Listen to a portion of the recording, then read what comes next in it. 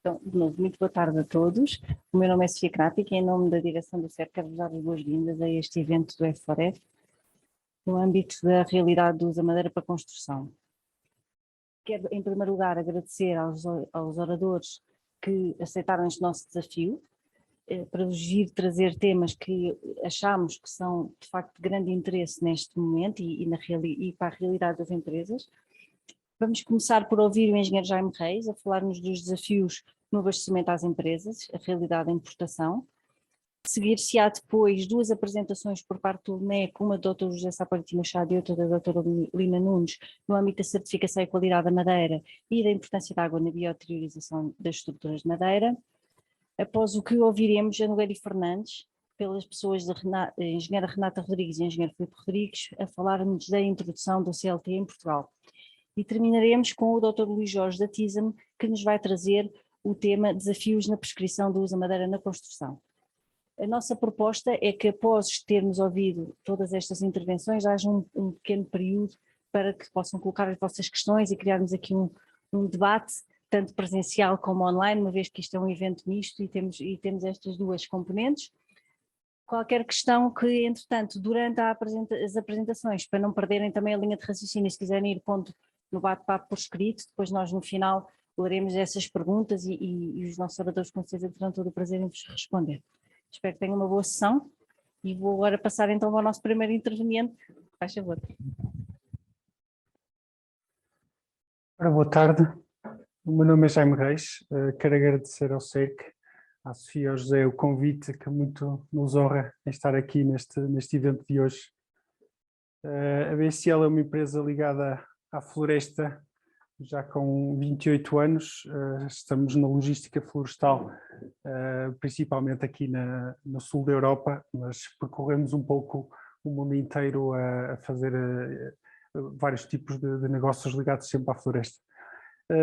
O que me convidaram hoje para falar um bocadinho sobre o setor no setor da construção e do abastecimento das serrações. A BSL tem um historial de importação e exportação da empresa desde 2005 que começamos a fazer este tipo de movimentos logísticos e, enfim, vou transmitir um pouco o que é que nós vemos, qual é a nossa perspectiva do setor na Península Ibérica e o que é que pensamos que pode acontecer, depois terminando, o que é que pensamos que pode acontecer em 2022. Eu vou começar aqui uma pequena apresentação, onde vou colocar alguns números da Península Ibérica. Não está só aqui problema técnico.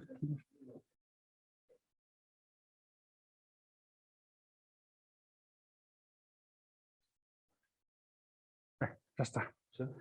Ok. Uns números globais sobre a indústria na Península Ibérica. É uma indústria, desde a pasta de papel às serrações, às pellets, já muito consolidada, já com muitos anos. As primeiras celuloses datam dos anos 70, as serrações têm também muitos anos, portanto nós vemos como já muito sólida desde em Portugal e em Espanha. O consumo global, desde a pasta de papel ao MDF, às serrações, ronda os 30 milhões de toneladas por ano na Península Ibérica.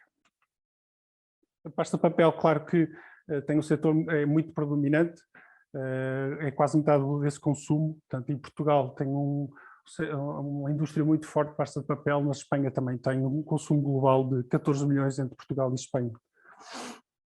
O MDF, a Sonai e a Fisa também são players, enfim, a Sonai já foi a nível mundial, mas principalmente a nível ibérico e no sul de França são muito fortes e já têm um consumo de 7 milhões e meio de toneladas, 7 milhões e meio de toneladas por ano.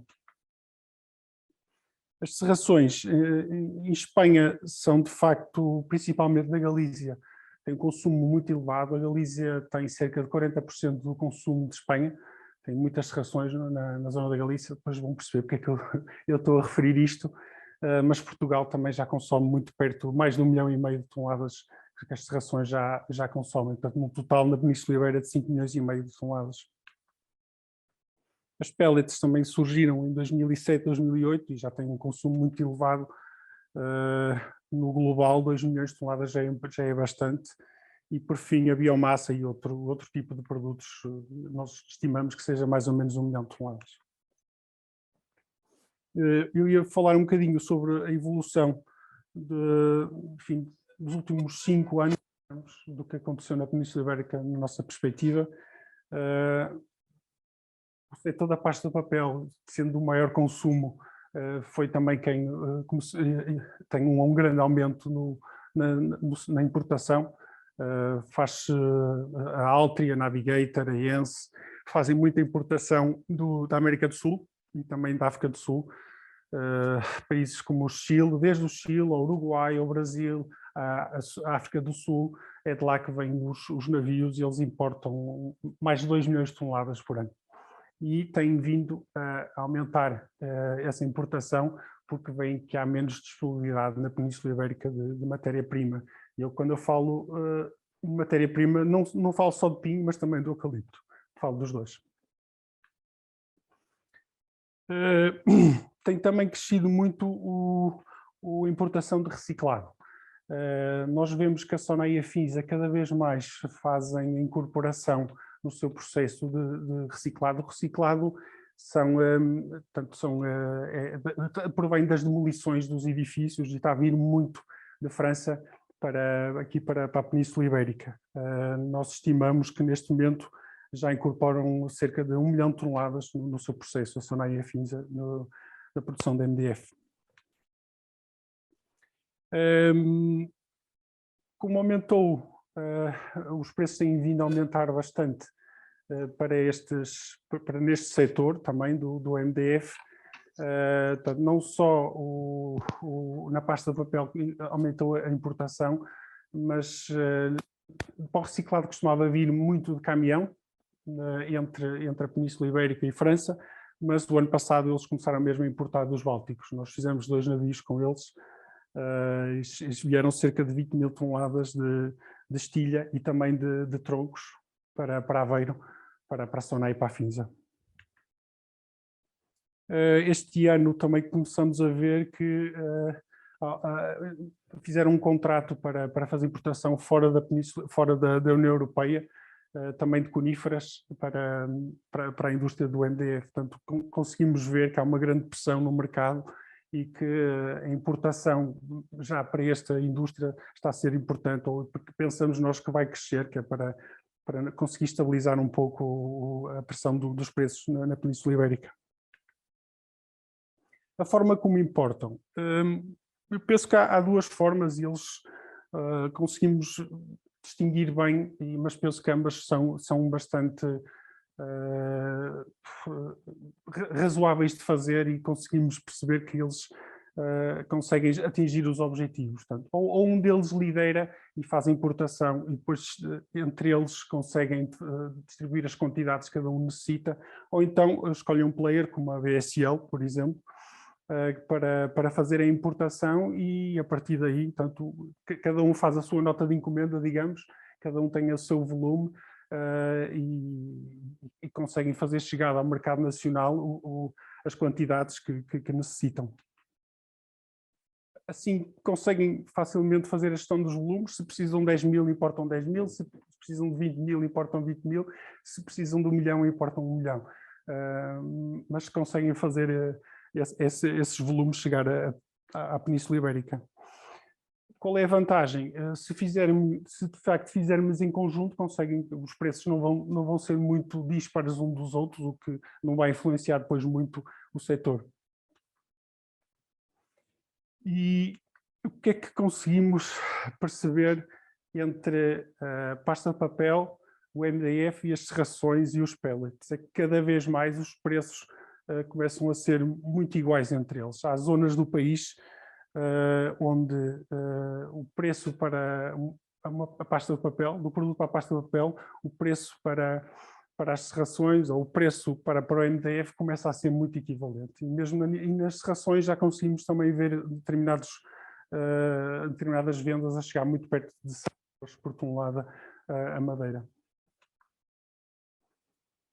como lhe disse, há zonas do país onde o MDF consegue pagar mais do que a pasta de papel, o que é algo de facto muito estranho, mas está a acontecer porque a pressão é muito alta no mercado, é muito alta, consegue-se perceber, a Sonai ou a Sofis, ou seja quem for, consegue pagar mais pelo eucalipto do que a Navigator ou a Alta em determinados sítios, começa a ser algo paradoxal.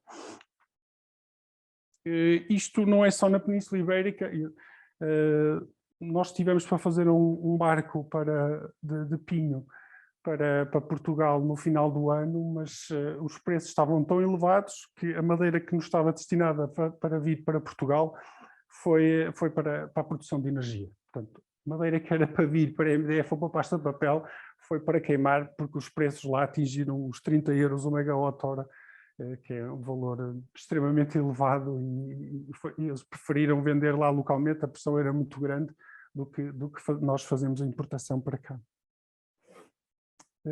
Como lhe disse, a madeira que ia para a pasta está a ir para a produção de energia, que seja, é mais um contrassenso enorme que conseguimos perceber que está a acontecer no mercado desde outubro ao meio do ano passado. O que é que nós vemos para 2022? A Rússia proibiu mesmo a exportação de touros, o que está ainda a pressionar mais o mercado. O mercado natural era a China e era também ali a zona dos Bálticos. Os chineses estão em todo lado a fazer compras e, de facto, a pressão começa a ser muito alta no norte da Europa. Nós pensamos que vai haver, se o ano passado se iniciou um incremento o início da importação via marítima, eu creio que este ano se vai acentuar. Sabemos que há 10 barcos já contratados para a produção para o MDF. Eu creio que a nível das serrações vão ter que se adaptar a uns preços, a ter que pagar um preço mais alto pela importação. Claro que não vai ser toda a produção, vai ser uma franja, vai ser 5, vai ser 10, não consegui precisar exatamente o que é que vai ser, mas se a mercadoria não existe no mercado nacional, vai ter que se fazer uma importação para tentar equilibrar um pouco também os preços locais. É esse o objetivo. Libertar a tensão no mercado ibérico. Ao fazer essa importação, esse surplus que vão ter no preço, depois vai-se refletir na diminuição de tensão a nível ibérico. Aí, ajustando um pouco os preços internos, que penso que a grande fatia do consumo de uma serração é o mercado local, e ao fazer a importação, esses preços depois vão estabilizar um pouco. Claro que a importação tem muitos desafios e um dos desafios é o fitossanitário.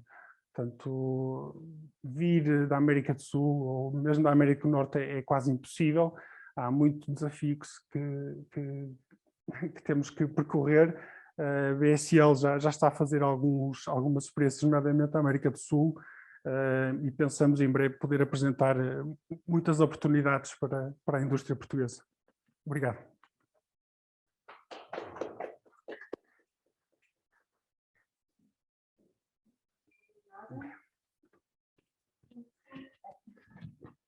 Vamos então passar à nossa próxima apresentação, desta feita com um orador que está online, o Dr. José Saporiti Machado, que nos vai então falar sobre certificação e qualidade da madeira. Boa tarde a todos. Quero agradecer o convite que me foi formulado pela doutora Sofia Knapi para estar presente neste seminário e falar um pouco sobre certificação e qualidade da madeira, que por vezes às vezes é um tema um bocado árido, mas o que eu tentarei fazer aqui uma breve apresentação, até porque está ligado depois com as restantes apresentações, quer da durabilidade, quer as questões depois da prescrição de produtos para a construção e dos problemas que aí podem surgir. Então eu vou agora fazer aqui, pôr a minha apresentação, para vamos a isto.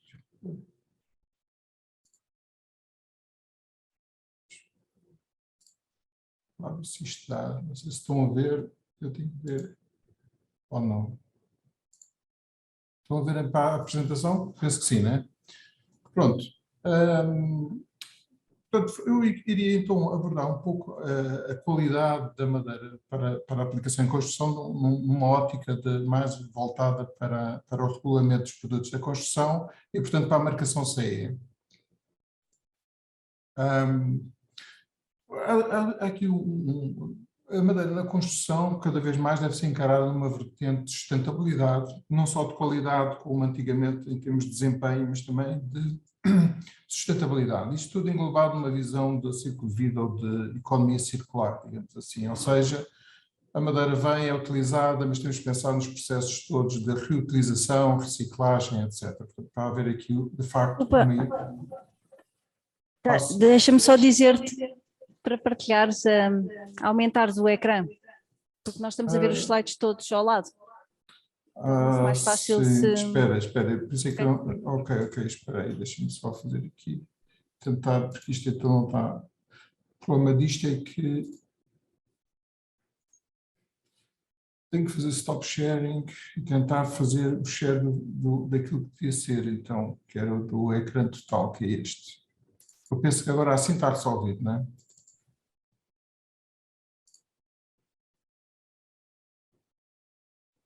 Está certo? Sofia, desculpa. Estão a ver agora o ecrã total? Sim, está bem. Ok, pronto. Ok, pronto. E, portanto, nós temos, na cadeia, temos uma parte que é a parte de fornecimento à indústria.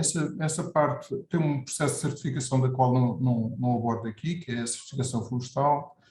É uma parte que, geralmente, é uma questão de fornecimento e em termos de quantidade de metros cúbicos. Não há muita qualidade, aqui o fator de qualidade dos metros cúbicos são produzidos.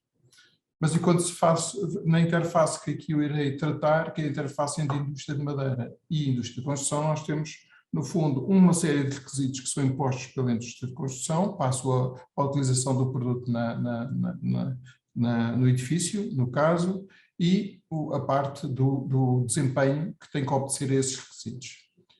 Geralmente aí nós temos uma parte dos requisitos, o cumprimento de uma série de normas e regulamentação nacional e europeia.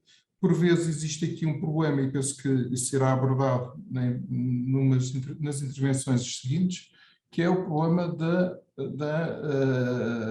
difusão da informação de que existe em termos de normalização pelo meio técnico, pela indústria. Muitas vezes o que acontece é que as normas são produzidas, a regulamentação existe, mas os problemas só surgem precisamente no problema é que quando o material é colocado em obra. E aí surgem problemas às vezes insanáveis, porque se o material não está a cumprir aquilo que deveria cumprir, então não há nada a fazer e esse material terá que ser rejeitado por não estar em condições. Saliento ainda que vai haver, relativamente a uma futura alteração do regulamento dos produtos da construção, alguma ligação à sustentabilidade florestal e, portanto, às questões de sustentabilidade dos produtos que são utilizados na construção. Em termos de qualidade, a qualidade é simplesmente o cumprimento dos requisitos, portanto, que está numa norma, a especificação técnica. A certificação é, no fundo, quando existe uma entidade externa que vai assegurar essa conformidade. Isso porque às vezes há um certo, e eu a seguir irei abordar isso, há uma certa confusão entre o que é a marcação CE e o que é a certificação. De qualquer forma, o regulamento dos produtos de construção entrou em vigor em julho de 2013. Há uma série de produtos de madeira que estão abrangidos por esta obrigação de marcação CE. E o que indica a marcação CE é somente que faça uma declaração de desempenho produzido pelo fabricante.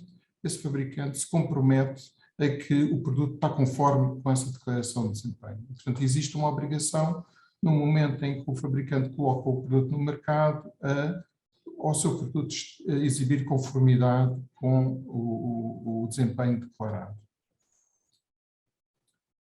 Essa marcação CE tem a vantagem de permitir a circulação por todo o espaço europeu. Eu gostaria de notar aqui que a circulação não implica que possa ser utilizado. Ou seja, existe regulamentação nacional que tem que ser igualmente cumprida. No caso nacional, por exemplo, a regulamentação ligada aos sismos terá que ser cumprida por determinados produtos da construção. Existem vários níveis de avaliação e de controle da regularidade do desempenho do produto e, portanto, eu marco ali o sistema 1. O sistema 1 é, de facto, um sistema de certificação. Portanto, o sistema 1 implica a entidade, um organismo notificado de certificação que irá passar um certificado de regularidade do desempenho do produto. E, portanto, aí estamos no processo de certificação. O sistema 2+, o organismo limita-se unicamente a dizer que a empresa possui um controle de produção em fábrica consistente para que o produto tenha qualidade e tenha qualidade em termos de desempenho que é esperado para o produto. E depois o sistema 4 é um sistema, enfim, que o fabricante tem todo o controle sobre o processo. Portanto, não há uma entidade externa e, portanto, aí não há, de facto, nem se poderá sequer sugerir que exista algum tipo de certificação. A certificação existe no sistema 1, é o caso que acontece, por exemplo, nos cimentos, é o que acontece na madeira, em alguns produtos, como os lamelados colados. Relativamente a isto, também há um ponto que eu gostaria de salientar, que o que se nota nos países do centro da Europa e do norte da Europa é que, não gostando desse sistema 4, procura encontrar uma via alternativa. Essa via alternativa, eu irei falar mais adiante, que é uma marcação CE através de uma avaliação técnica europeia. De qualquer modo, eu também aqui, nesta apresentação, portanto, isto está a ser gravado, portanto, poderão depois mais futuramente consultá-la. Existe este site onde podem descarregar uma brochura da Comissão Europeia que apresenta os diversos passos da marcação CE. E, portanto, é um livro bastante interessante, está bastante bem feito, em que alguém que procura a marcação CE do seu produto encontra aí a descrição exata de todos os passos. Só para dizer que o fabricante, no processo de desenvolvimento do seu produto, deve pensar atentamente se quer ou não, quais são a regulamentação ou normalização que lhe está aplicável. Isto porquê? Porque muitas vezes o que acontece aqui, e os problemas que nos surgem aqui no laboratório de engenharia civil, é quando os problemas ocorrem e é necessário uma marcação CE de um produto, ou o produto está em trânsito, ou então, e quando eu digo em trânsito, um caso que ocorreu é quando o produto estava no alto mar, em trânsito marítimo para Portugal, em que a meio da viagem é que o problema da marcação CE se colocou. Então, nessas alturas, pouco há a fazer, ou seja, pouca ajuda poderemos prestar nesses casos. Portanto, há uma necessidade de, quando eu tenho um produto, procurar saber se a marcação CE é obrigatória ou não para um novo produto e qual é o outro tipo de regulamentação que poderá ser aplicável a este produto. No caso da marcação obrigatória, existem estes 5 tipos principais de produtos que são abrangidos pela marcação CE obrigatória. Estamos a falar de sistemas desde os mais simples, com o sistema 4, portanto o fabricante é totalmente responsável pela verificação do desempenho do produto, que é o caso dos lambris e revestimentos ou os pisos de madeira.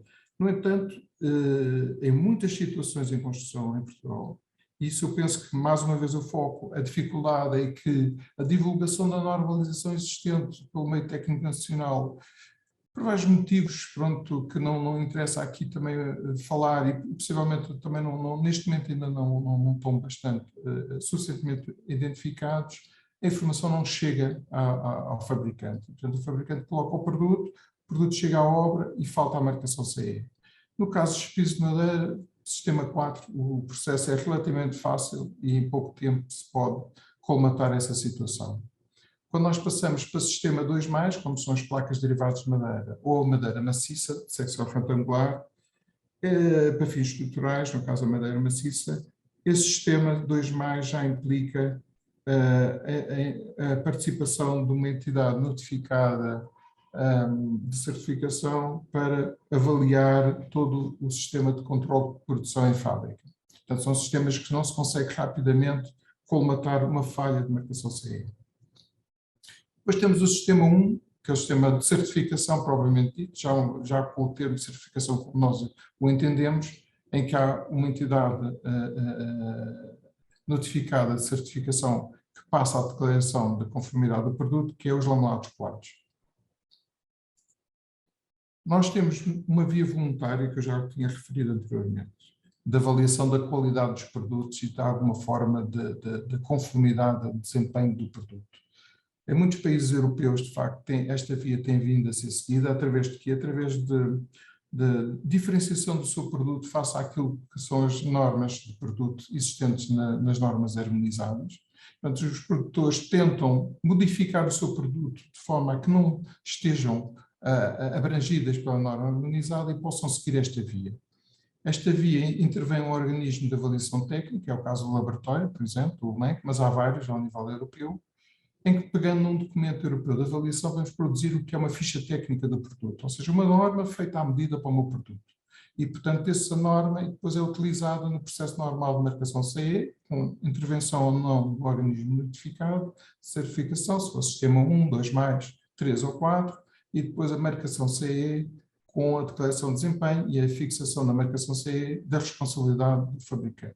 Mas nós temos sistemas, quer de sistemas de placas de derivados, mas combinadas entre si, até casas pré-fabricadas, sistemas de decks, que não estão abrangidos por normas harmonizadas, sistemas também não de madeira, mas de cortiça, que também são abrangidas por esta via voluntária, vigas e depois aquele produto que a seguir irá ser alvo também de uma apresentação, que é o CLT.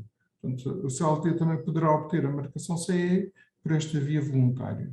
Não é obrigatório ter a marcação CE, mas eu diria que a marcação CE facilita a especificação e utilização em obra, não levantando problemas ao nível de licenciamentos. Porque senão muitas vezes o que sucede é que um município pode levantar problemas relativamente à utilização destes produtos, pode considerar que é um produto inovador e depois aí temos muitas vezes um problema de tempos de avaliação e de possibilidades de aplicação de esquemas de avaliação alternativos à marcação CE, que não são fáceis e muitas vezes levam ao facto do material não poder ser utilizado e, portanto, perder o mercado. Só para vos dar uma ideia do que se passa atualmente a nível europeu, portanto, nós temos, os produtos são divididos entre gamas, dentro da marcação CE voluntária, e os produtos de madeira estão englobados basicamente nestas 3 gamas. A gama 34 são kits, unidades modulares e elementos pré-fabricados para a construção, onde estão, no caso, produtos como pode ser o CLT ou outros. Tem a gama 14 de placas e elementos derivados de madeira e a gama 13 de produtos e elementos de madeira para estruturas e produtos conexos. No total disso, neste momento, em termos de produtos no mercado europeu, nós temos 47 produtos com ETAs, ou seja, produtos individualizados e produtos que optaram por esta via da marcação CE voluntária. Precisamente para, nos casos, facilitar a circulação no mercado europeu, permitindo colocar os produtos em França, na Alemanha, noutros países europeus, atendendo também à regulamentação desses países, obviamente. Portanto, eu coloco o meu produto com marcação CE na Alemanha, tem o necessário, os requisitos básicos, ou as características essenciais que são aferidas na marcação CE, mas eu também tenho que olhar para a legislação alemã em termos daquilo que é regulamento face a incêndios, regulamento térmica e acústica. Há alguns casos dependendo do produto. Isto são alguns casos, alguns exemplos daquilo que neste momento existe em termos de dietas. Desde o sistema mais simples, que são no fundo aqueles estouros que são simplesmente seccionados nas arestas, formando aquelas espécies de vigas com descarga. Portanto, isso é um sistema que está neste momento com uma marcação CE por via de uma ETA, porque por via de norma harmonizada tal não seria possível. Existem outros sistemas como vigas mais complexos, como estas vigas com alma triangulada metálica. Existem depois os CLTs para elementos estruturais, para paredes, tetos, lajes, digamos assim, e tetos. E temos depois painéis pré-fabricados com base em madeira, ou com base, quando eu digo madeira, não só madeira maciça, mas uma combinação, por exemplo, entre lamelados colados e CLT. Isto, no caso dos kits para edifícios de madeira, que é no fundo muitas situações que são colocadas perante o laboratório de engenharia civil de donos de obra que adquirem ou irão aplicar sistemas de casas pré-fabricadas e que depois, em sede de licenciamento, existe o obstáculo de considerarem que é um produto inovador e, portanto, como é um produto inovador, solicitam ao laboratório um parecer de viabilidade técnica. Isto é um custo acrescido, é um custo que, na minha opinião, poderia ser obviado através de, quando se desenvolve o sistema do kit, pensar logo na aplicação de uma ETA, portanto, na elaboração de uma ETA, procurando um organismo de avaliação técnica europeu que lhe possa fazer esse trabalho, o que permite depois obviar todas estas situações de interrupção de obras, de problemas de fornecimento a obras e a concursos que foram ganhos, mas que depois não se consegue concretizar, porque não se consegue a devido tempo ter o estudo feito na hora, o que é quase impossível, como é óbvio, porque há vários aspectos estruturais e de durabilidade que têm que ser avaliados, e portanto é difícil fazer isso quando o produto já está em obra. E portanto o sistema, o caminho, que na minha opinião é mais correto, é: eu vou desenvolver um kit de uma casa pré-fabricada em madeira, então eu procuro proceder à marcação CE desse kit. Isto dá, neste momento, existem estas ETAs todas ao longo da Europa, portanto a maior parte no norte da Europa, países bálticos muito devido à tradição que têm de utilização de casas em madeira. No caso português existe um sistema que é o único, por isso é que eu menciono, com ETA, que é o sistema Rusticasa, mas de facto há outras soluções, mas eu julgo que deverá ser pensado sempre esta solução, ou seja, desenvolvo um produto, procuro saber o que é que poderá estar implicado nesse sistema em termos de regulamentação, em termos de normalização. Nós temos também um fenómeno crescente na Europa, nos Estados Unidos e Canadá, e alargando-se a vários outros continentes, que é a construção em altura. Isso surge com o surgimento do CLT. O CLT veio permitir que se conseguisse pensar edifícios em madeira acima dos 8 pisos. Este, neste caso, é um edifício de 8 pisos, na Suécia, mas já há outros projetos e há edifícios de maior altura. E, portanto, isso aumenta os requisitos do desempenho destes produtos. E, portanto, impera aqui níveis de certificação mais elevados e a constatação de desempenho também mais elevado. E, portanto, os produtos de madeira para a construção começam a atingir níveis de sofisticação e de tecnologia mais elevados face ao que era tradicional, ou às utilizações tradicionais, digamos assim. Relativamente à base, uma das bases da utilização da madeira na construção é a sua classificação para fins estruturais. Então, ela está na base de produtos tão simples como madeira maciça com ligações de entalhes múltiplos, nas ligações de topo-topo. Temos a madeira lamelada colada, que eu preciso igualmente dessa classificação, ou para outros produtos que eu queira seguir para uma avaliação técnica europeia voluntária, também preciso dessa classificação das lamelas ou dos elementos. E muitas vezes o que surge em discussões em certos fóruns é o desconhecimento de que a madeira de pinho, por exemplo, pode sofrer classificação para fins estruturais, quer visual, quer mecânica, sistemas que estão aprovados pelas comissões técnicas europeias e, portanto, podem ser aplicados. Obviamente, eu sei e tenho noção que existem problemas de aplicação destes sistemas em termos de marcação CE, ou de preparação das empresas para este processo de marcação CE, mas a base existe. Portanto, a base existe e já existe no caso da classificação visual desde 2005. O que se aplica à madeira de pinho-bravo aplica-se também à Cryptomeris. Portanto, são as duas espécies que neste momento já existe essa classificação para fins estruturais.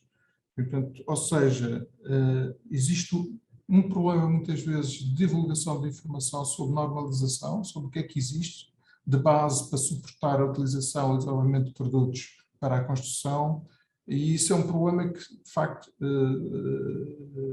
deverá ser acolmatado de alguma forma, mas também eu próprio não tenho provavelmente uma solução para isso. Deixo no fim alguns sites para consulta desta informação ligada à regulamentação e qualidade de produtos para a construção e, pronto, e agradeço a vossa atenção. Ficarei disponível depois no final da sessão para responder quaisquer questões que possam ter. Obrigado.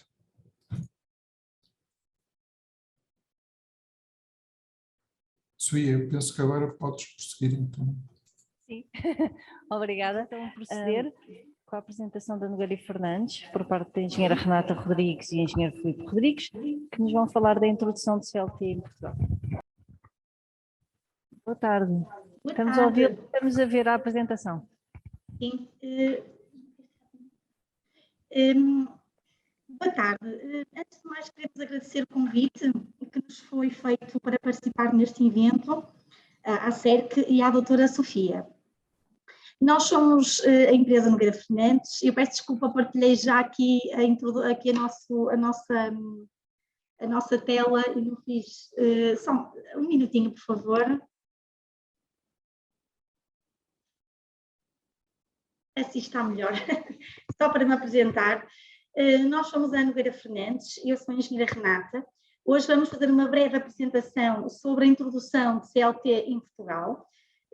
Somos uma empresa de construção de estruturas de madeira, nomeadamente casas, como ainda agora ouvimos falar, e vamos então dar início à nossa apresentação. Temos aqui então os nossos diapositivos. Pronto.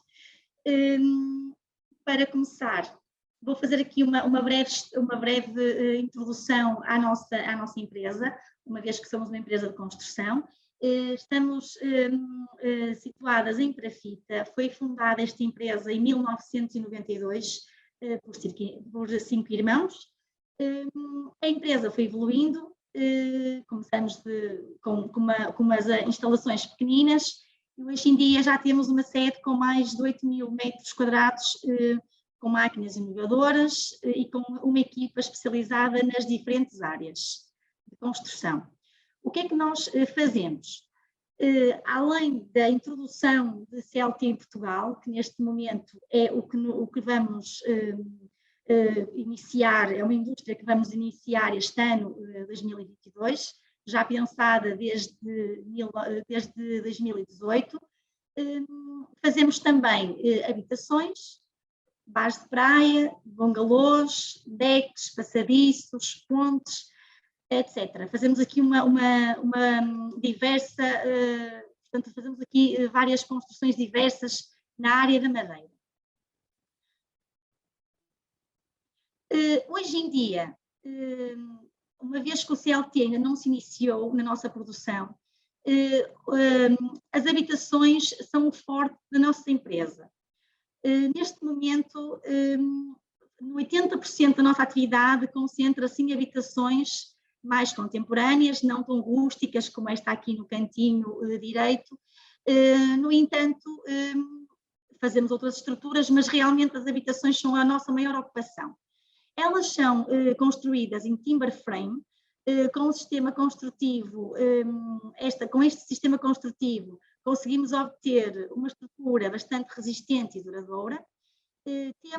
Não temos sempre a madeira visível, também fazemos o revestimento da madeira com o capoto, que a nível térmico também é bom, também ajuda no comportamento, no desempenho térmico destas habitações. Interiormente temos aqui um isolamento em polutano projetado, que vamos ver mais à frente um exemplo de como é aplicado. Portanto, com estes revestimentos e com esta estrutura, consegue-se aqui um bom desempenho térmico e acústico. A nossa estrutura, como eu falei ainda há pouco, é timber frame neste momento. O que é o timber frame? É uma estrutura de madeira maciça leve, em pinho nórdico. Esta estrutura é pinho nórdico, em que é aplicado uma placa de OSB.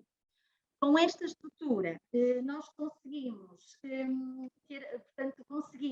cumprir, esta parede consegue cumprir uma função, portanto, de parede resistente, que tanto para cargas verticais, como desempenha também uma função de travamento para cargas horizontais. Portanto, é considerado uma estrutura resistente. O nosso trabalho assenta muito na parte pré-fabricado. O que é isto? É pré-fabricar estes painéis que aqui vemos, até estão numerados, em fábrica, portanto isto é tudo preparado em fábrica, para que haja um rigor, um alto rigor na preparação destes painéis e também, portanto, que sejam executados com precisão milimétrica. Portanto, tudo isto é feito, cortado em CNCs, é tudo preparado de forma muito rigorosa para que em obra esteja tudo assente ao milímetro. Portanto, vemos aqui as estruturas, uma habitação a ser construída, já com os vãos recortados. Esta construção pode ser assente numa base em alvenaria ou então em bases de madeira. Este caso é uma base em madeira, um bocadinho elevada de solo. Pronto, mas isto depois depende da escolha do cliente, do projetista, etc. A nossa estrutura, temos aqui, quando um cliente tem dúvidas de como é que uma casa madeira é composta, temos aqui um sistema construtivo que exemplifica o nosso sistema. A parede exterior é esta, que tem então a timber frame, que é esta estrutura de madeira com OSB. Temos o capoto. O capoto tem um isolamento ETICS com 50 milímetros de espessura, poderá ter mais, dependendo do projeto que o cliente pretender. O isolamento interior será, no nosso caso, as habitações estão a ser isoladas interiormente com poliuretano projetado de 60 milímetros e interiormente tem um revestimento que poderá ser de gesso cartonado, dupla placa, ou então em casas de banho, em zonas úmidas com tijoleira, pode também ser revestido com forro e madeira, uma parede decorativa, etc. Portanto, aqui a parte interior fica também um bocadinho ao gosto de cada cliente. Nesta parte B, temos aqui uma parede divisória, que são as paredes interiores da habitação. Peço desculpa, a parede interior das divisões. Portanto, a parede divisória é constituída também por uma estrutura timber frame, neste caso também com isolamento em poliuretano projetado e revestida em ambas as faces com dupla parede de gesso cartonado ou outro material cerâmico, qualquer material que o cliente também prefira. Esta estrutura é fixa ao solo. Desculpa uma vez mais, quero aqui mostrar, e não põe isto para a frente, peço desculpa. É fixa ao solo por bucha química. Portanto, a fixação destes painéis são fixas à base de betão por uma bucha química. Vamos então passar aqui ao nosso vídeo, que é um vídeo demonstrativo de como aplicar, aqui temos a timber frame, o OSB e a estrutura de madeira em pinho nórdico, e vemos aqui o aplicador com aplicar o poliuretano projetado. Porquê é que nós escolhemos este poliuretano projetado? Existem outros isolamentos que já foram utilizados pela nossa empresa, uma vez que estamos há 30 anos a trabalhar na área. Antigamente utilizávamos o de rocha, utilizávamos o XPS em placas. Neste momento estamos a utilizar este poliuretano projetado porque não existe aqui pontes térmicas, ou seja, conseguimos ter aqui um isolamento de 60 milímetros com o poliuretano. Não há aqui pontes térmicas, as tubagens também ficam fixas. Este material é um material rígido, com uma permeabilidade muito baixa. Portanto, aqui a placa da OSB que é completamente isolada a possíveis umidades que possam existir, não é?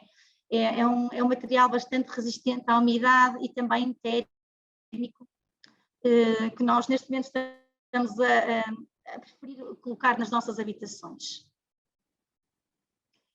Aqui temos uma construção já mais composta, em que a timber frame já está até protegida. Achamos interessante mostrar estas estruturas porque vemos aqui outros elementos sem ser a timber frame. Vemos aqui elementos mais lineares, como as vigas de cobertura, os alpendres, portanto, que também são projetados pelo departamento técnico. Toda a nossa construção, portanto, todo o fabrico destas construções são projetadas, calculadas, dimensionadas pelo nosso departamento técnico. A Nogueira Fernandes possui um gabinete próprio de arquitetura que projeta as casas e que também as dimensiona. Aqui conseguimos perceber, então, alguns elementos lineares, que são as vigas de cobertura, pronto, para verem a construção noutra perspectiva.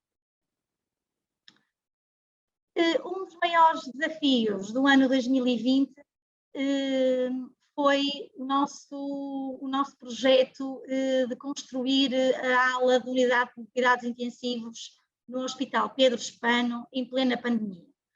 Devido à pandemia, houve necessidade de alargar esta ala para acolher doentes Covid.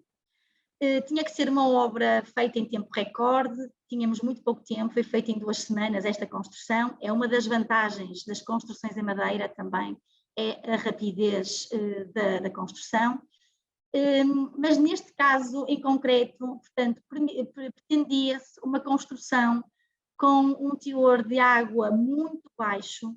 Portanto, a madeira é uma madeira, esta madeira nórdica, esta timber frame, é uma madeira seca, com pouco teor de água, e sendo assim, permite uma construção seca, rápida, que permita uma boa qualidade do ar, não havendo aqui, como na anterior apresentação percebemos, portanto, entradas de água, são construções saudáveis, com um ambiente, portanto, menos úmido, porque na sua construção não tem composição da água adicionada. Portanto, são construções secas que para a parte respiratória, portanto, são bastante vantajosas. Este projeto foi um dos mais desafiadores nestes últimos tempos, conseguimos cumprir, pronto, e aqui mais uma vez mostro o vídeo da ala de unidade de cuidados intensivos. Nogueira Fernandes aceitou dar um passo à frente, decidiu dar um passo à frente, porque estamos há 29 anos a construir estruturas de madeira, habitações e outras estruturas, e realmente, portanto, decidimos apostar aqui no novo conceito, no novo produto, produzir um novo produto. Até agora éramos construtores, a partir deste ano, meados deste ano, vamos ser uma indústria de produção de CLT. E porquê que nós escolhemos este produto e não outro? O CLT, estão aqui a ver na imagem ao lado, portanto, é um material que é fabricado de lamelas, que são colocadas e coladas perpendicularmente, não é? São colocadas na perpendicular, opostas umas às outras. Esta indústria da construção, porque é que nós optamos por este CLT? Apostar neste investimento. Hoje em dia a construção civil tem-se revelado cada vez menos sustentável. Neste momento a construção civil representa uma das maiores, portanto, um setor que maior produz resíduos sólidos do mundo. A Nogueira Fernandes desde sempre apostou num tipo de construção diferente e uma vez mais estamos a tentar contrariar esta tendência. Portanto, a nossa madeira, a tendência de produzir aqui resíduos sólidos, e estamos a apostar na sustentabilidade da construção. Portanto, a madeira provém então, toda a madeira adquirida para fazer a timber frame e o CLT provém de florestas sustentáveis e o tratamento é feito através de produtos ecológicos. O CLT, com esta produção de CLT, reforçamos ainda mais esta posição, uma vez que é um painel, como aqui mostra a figura ao lado, que da forma como é construído, é mais resistente e versátil e também sustentável. Este material consiste então no conceito de colagem de várias camadas, como já anteriormente tinha dito, de forma orientada perpendicularmente à anterior, que faz com que se obtenha placas muito rígidas a nível estrutural, portanto, conseguindo assim construir edifícios mais altos, edifícios que realmente necessitam de estruturas mais resistentes, sem recorrer a elementos secundários de apoio. Vou-vos deixar agora aqui com o meu colega engenheiro Filipe Rodrigues, que vos vai falar um pouquinho mais deste produto CLT na construção civil. Vou deixá-lo com ele, em que vai vos mostrar aqui um bocadinho como é que funciona este produto. Obrigada a todos.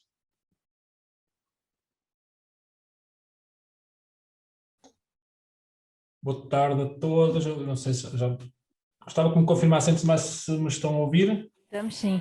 Ok. Boa tarde. Boa tarde. Ok, vamos só então continuar. Pronto, é assim. Neste momento, a ideia é falar um bocadinho mais sobre CLT especificamente, sendo que no mundo normal estaríamos agora aqui em condições para estar a apresentar o produto produzido nas nossas instalações. Agora, dada a pandemia, ainda não temos as linhas de produção em funcionamento, depois de consecutivos atrasos nas entregas dos equipamentos, mas enfim, é o que é a situação, portanto temos que aguardar.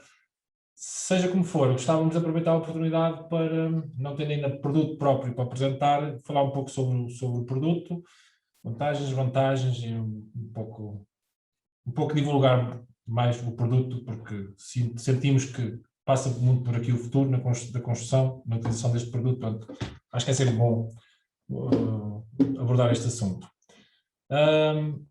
Para já ia começar por mostrar um vídeo que infelizmente ainda não é o nosso, mas em breve contamos poder ser o nosso, neste caso da autoria da Stora Enso, uma grande empresa também de fabrico de CLT, mas para já íamos ver então o vídeo e o processo produtivo. The sustainable future of buildings is here. Today we're building higher. Nós não estamos a ver ainda.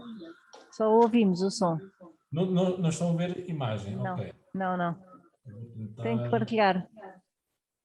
Tenho que partilhar. Sim. Ela está a partilhar. Um segundo. Aí embaixo deve aparecer um menu que diz compartilhar tela. No Zoom.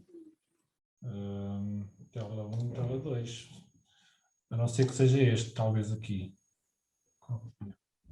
Vou tentar aqui. Neste momento, conseguem ver? Conseguimos ver. Ok. Se puder aumentar depois para... Pois é isso que eu estava a tentar, já dá. Exato. Sustainable future of buildings is here. Today we're building higher, stronger and lighter with a material that keeps going back. At Stora Enso, we've been using this raw material for more than 700 years. We know the origin of all the wood we use, and we ensure that we plant more trees than we harvest. Today, it's creating precision-made, massive engineered wood.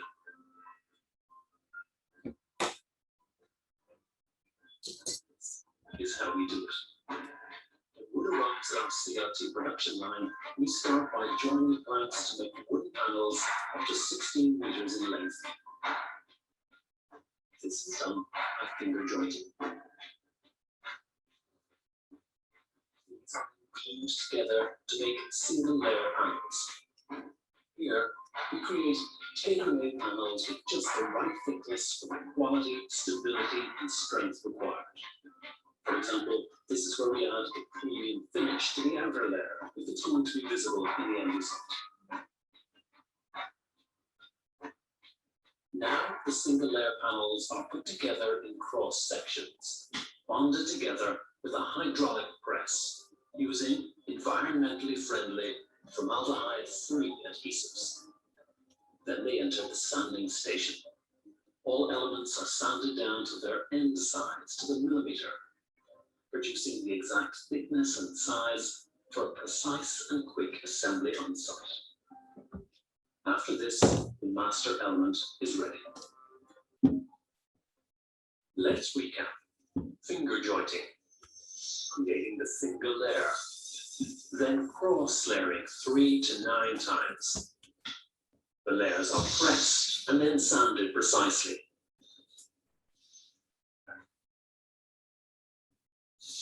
Now the wooden element is cut with millimeter precision to the exact specifications required for the final build. CNC cutting lets us make exactly the right panels in the right shape and size for any building.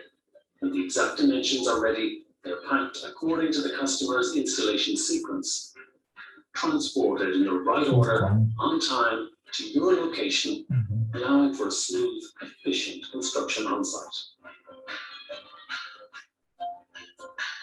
The future lives in the forest all along.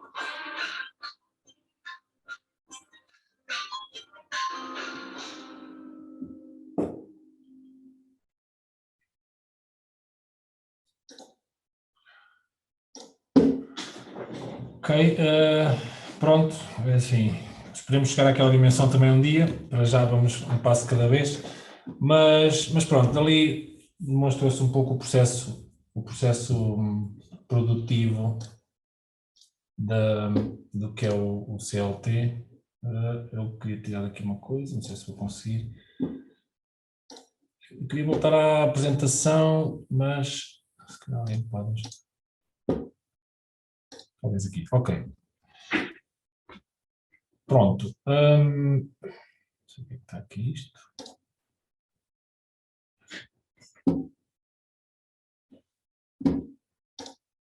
Falta aqui um slide, mas enfim. Pronto, CLT. CLT, no inglês Cross Laminated Timber, ou se quisermos chamar em português, será algo do género de madeira lamelada cruzada. O que é e, no fundo, porque é que começa a ser tão popular entre nós, no fundo, é um material que já está a ser bastante aplicado por essa Europa afora e também já está a chegar aqui ao nosso mercado e sentimos que vai ser, a sua aplicação vai ser cada vez maior e mais generalizada a construção, porque tem tudo, tem as características para funcionar também no nosso mercado. Apesar de estarmos aqui no limite da Europa, mas daí também apostarmos agora em termos aqui uma unidade a fabricar o CLT já aqui no nosso mercado. Portanto, o que é que consiste o produto? Enfim, para quem não conhecer, camadas de madeira coladas em direções ortogonais, portanto, cada camada são usadas juntas de entalhe múltiplo, conforme está aqui na foto, a unir lamelas, fazendo os comprimentos que se pretendam, sendo que temos sempre alguma limitação, até porque temos as prensas, temos os transportes, portanto não é limitado, obviamente, as dimensões dele, mas sim, primeiro colar em comprimento as lamelas, depois dispô-las numa mesa, lateralmente, e aplicar cola sobre elas, ou seja, depois de planadas, obviamente, tem que ser planadas antes de mais as superfícies, depois dispostas sobre a mesa, aplicado cola, outra camada que vem sobrepor-se à primeira, mas aí na direção ortogonal, e assim sucessivamente, até tirarmos as espessuras do painel que se pretenda, com a adição de camadas sucessivas. Portanto, é um material que no fundo surge no seguimento do que é que já havia do mesmo sistema, mas para elementos lineares, portanto vigas de lamelado colado, em que a partir de pecinhas mais pequenas conseguia-se chegar a secções que nem existem na natureza, portanto, e a partir daí também podemos vencer grandes vãos com secções grandes. Aqui, em vez de ser um elemento linear, é um elemento de placa, pronto, que também tem muita vantagem nas construções, porque de uma vez só temos uma laje, uma parede, pronto, sem ser composto por mais elementos estruturais, porque este sozinho cumpre com essa função. Ao cruzar as camadas, obtemos um painel de grande resistência e rigidez, pronto, que é sempre também benéfico como elemento estrutural. Pronto, tornando também, obviamente, adequado para qualquer tipo de edifício, independentemente da dimensão, pequeno, grande, porque pronto, está pensado precisamente para isso, para construção, principalmente se calhar para construção em altura, portanto, de grande dimensão. Madeira como material de construção. Porquê? Começa logo por ser uma boa utilização do recurso que temos disponíveis na natureza, está cá, está ali, está disponível, é só uma questão de ser bem gerida, não é? De uma forma responsável e sustentada, de maneira que, no fundo, que seja ilimitada. Cabe a nós garantir isso. Basta ver as florestas nórdicas que não só tendem a aumentar. Portanto, basta cortar uma árvore, plantar duas e a partir daí já temos ali um recurso teoricamente ilimitado. Propriedade também a energia na sua produção, ou seja, quando comparada com materiais como o aço ou como o betão, é muito reduzido. Um metro cúbico de granulado colado consumirá 2,6% do que consumirá um metro cúbico de aço, ou 0,85% do que uma cábula, mas sim, menos de 1% do que consumirá um metro cúbico de alumínio. Portanto, é uma coisa insignificante em relação à produção de aço ou de alumínio ou de betão. Método construtivo sustentável e amigo do ambiente. Pois, enfim, basta dizer que é madeira, basta dizer que a madeira contribui para a redução do efeito estufa, ao fixar o carbono na estrutura da madeira e pelo efeito de fotossíntese e libertar o oxigênio na atmosfera. Portanto, quanto mais a construção em madeira, melhor será para o ambiente, vez que só estamos a fixar carbono e a reduzir o efeito estufa. As propriedades de comportamento ao fogo.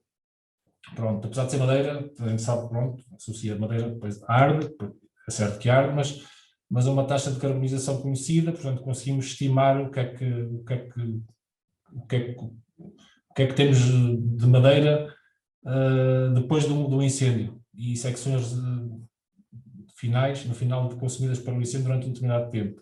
Portanto, a partir daí também permite cumprir com requisitos de incêndio que normalmente são definidos ao início do projeto e, portanto, em comparação com o aço já é muito mais difícil de alcançar estes requisitos, tratando-se de estruturas metálicas.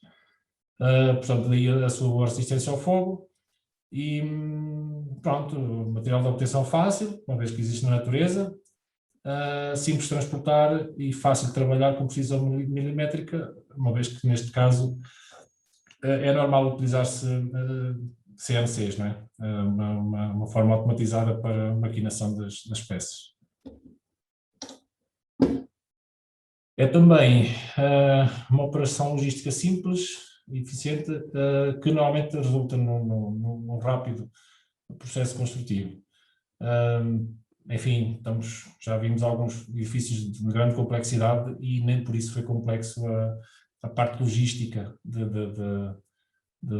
produção e mesmo montagem dos edifícios. Requer planeamento, é certo, muito planeamento, mas já se tem que partir desse pressuposto, portanto as coisas feitas com a devida antecedência, tudo tem para correr conforme planeado. É um estaleiro de obra limpo, porque lá está, as peças vão para a obra com a sua geometria final, vai quase até o último pormenor vai feito de fábrica, com a abertura de roços, ou pelo menos pode ir e pretende-se que vá. E portanto, a partir daí, em obra, teoricamente nem sequer precisaremos de cortar madeira, portanto bastará a parafusar e fixar os elementos entre si, ou seja, montar o Lego, no fundo.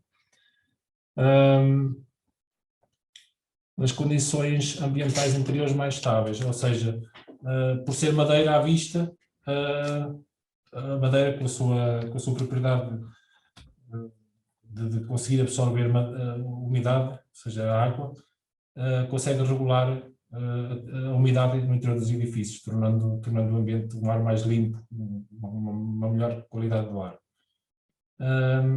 Pronto, o sendo madeira também tem as propriedades naturais de isolamento térmico, o que é sempre bom. E pronto, e também não esquecendo da estética, porque a superfície por si já pode servir de acabamento final, ou seja, ao mesmo tempo ter a função estrutural, assim como já não necessitar de mais revestimentos.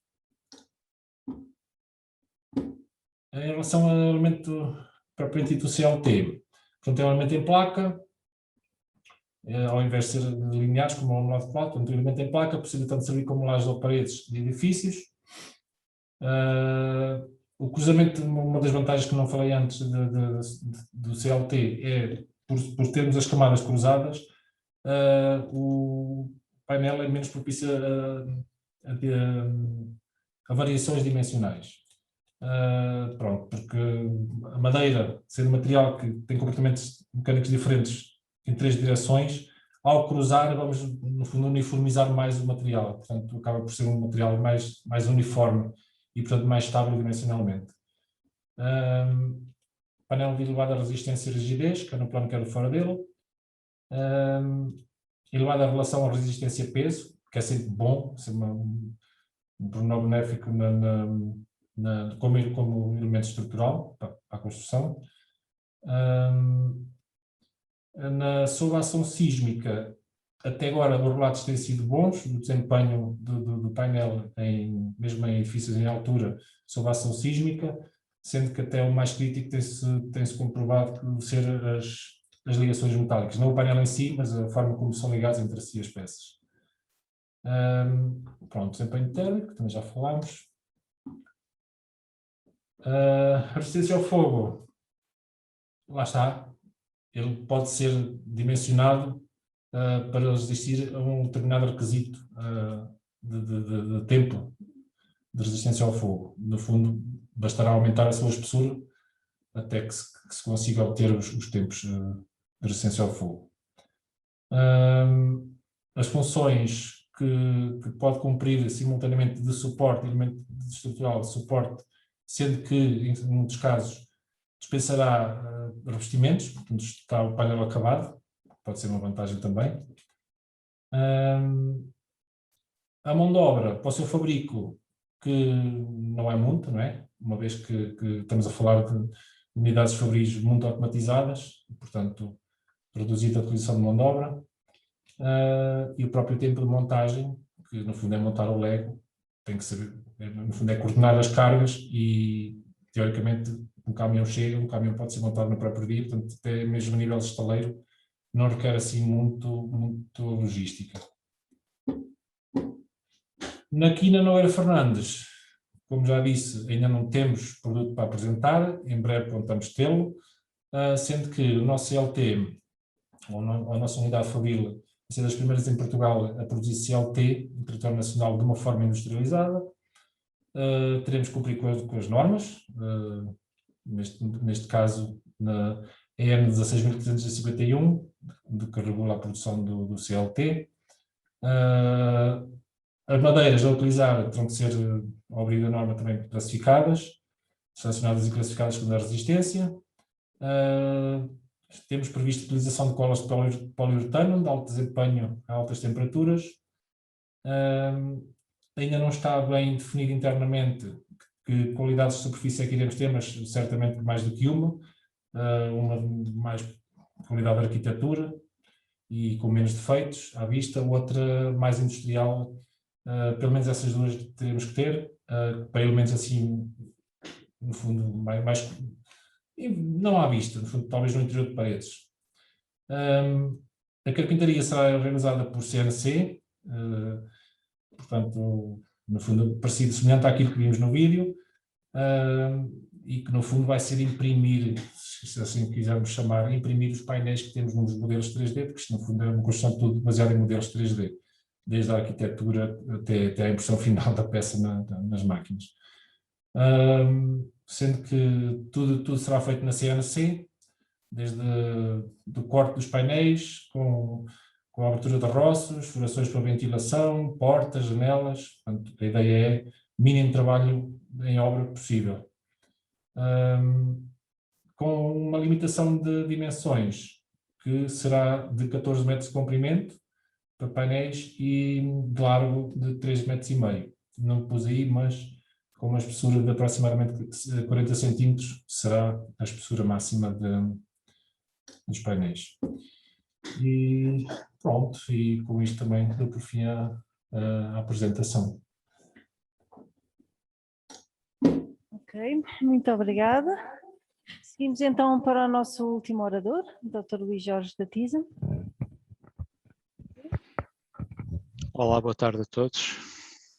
Cumprimento o Filipe, que acabou de falar, e os restantes palestrantes e a audiência.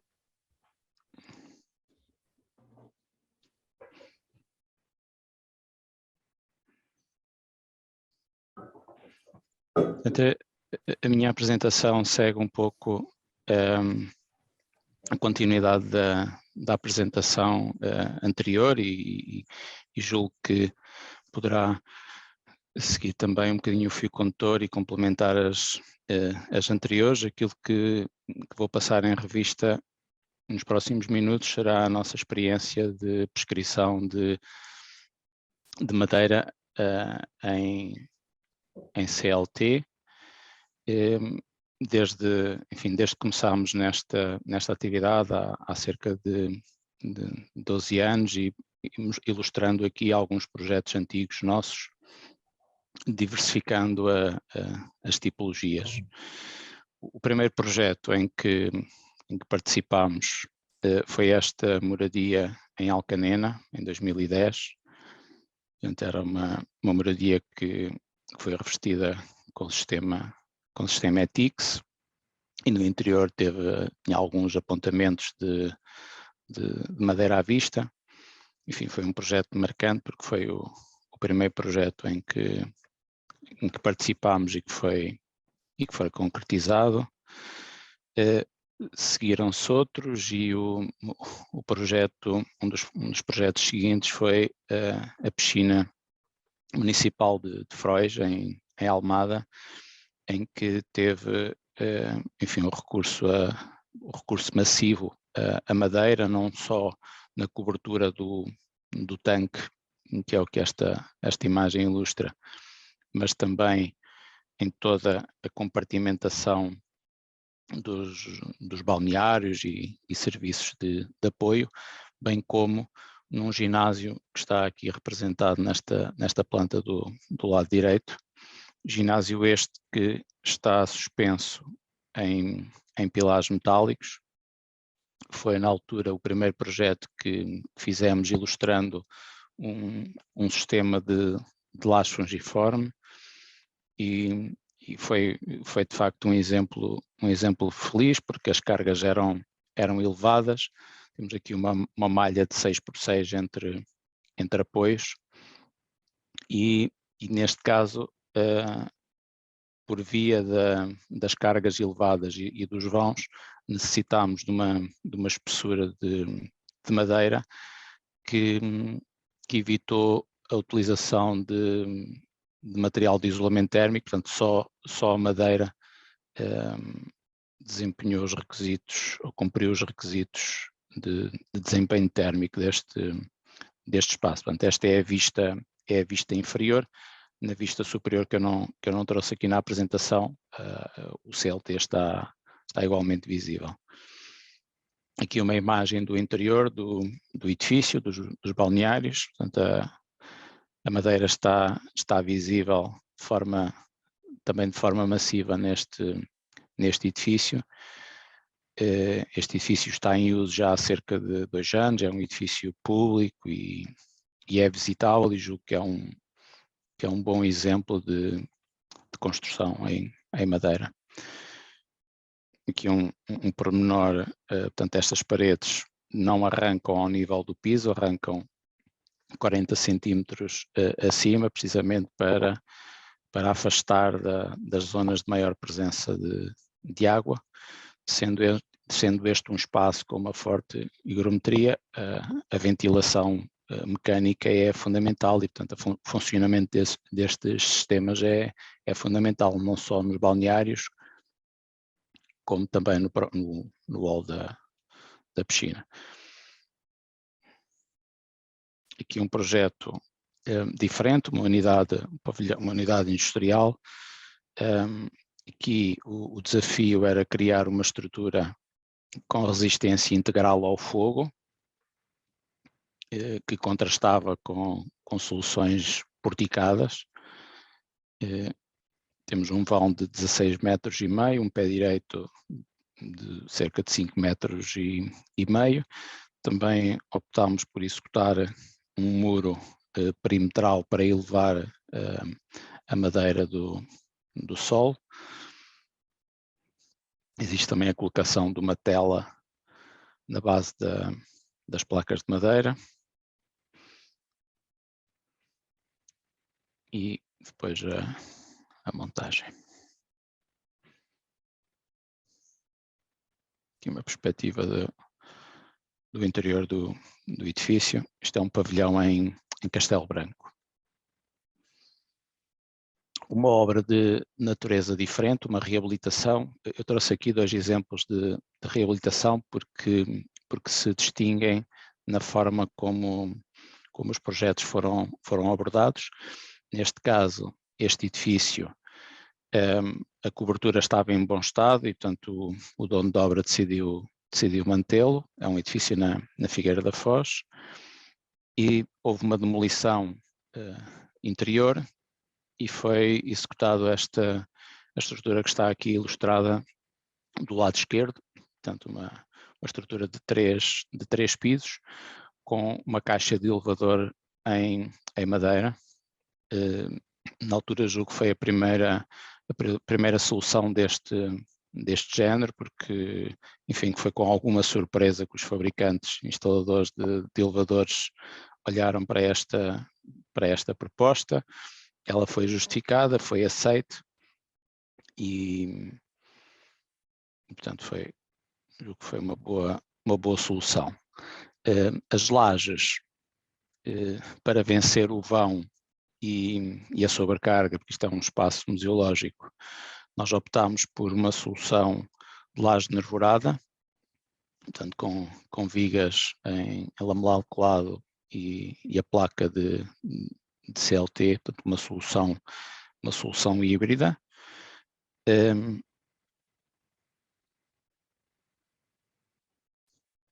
Que acabou até por surtir um bom efeito em termos de integração dos sistemas técnicos que aproveitaram o espaço entre as nervuras para se acomodar. Neste projeto entendemos também que as paredes perimetrais existentes não tinham capacidade de suporte para as cargas que estavam aqui pensadas e optámos por fazer uma parede interior para suportar os pisos. Portanto, no final, o edifício, a madeira não ficou visível. Agora, um outro exemplo que difere do anterior, porque aqui houve uma demolição integral do interior do edifício, o que de alguma forma facilitou o projeto, a concepção e inclusivamente um aspecto que eu não referi há pouco no projeto anterior, em que houve uma limitação na dimensão das placas por força dos constrangimentos depois de manuseio no interior. Aqui já não houve esse constrangimento e, portanto, aqui está, enfim, uma foto da placa que usámos na laje que vai de fachada a fachada, portanto, da fachada principal à fachada de arredores. Aqui uma vista do interior do edifício, em que a fachada foi toda escurada e foi executado esta estrutura que portanto, de 4 pisos e acrescentando mais um piso ao existente na altura.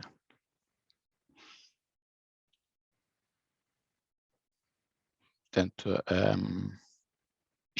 este edifício era um hotel de 29 quartos. As paredes dos quartos, que fazem a compartimentação dos quartos, são paredes de contraventamento, não fazem suporte, não fazem parte do suporte, da estrutura principal do suporte dos pisos. Os pisos são suportados na fachada e nas paredes do corredor. Então, o acesso dos painéis foi direto como o Filipe comentou na apresentação anterior, um acesso direto do caminhão para a obra, sem capacidade de estaleiro, portanto, neste caso, sem capacidade de estaleiro.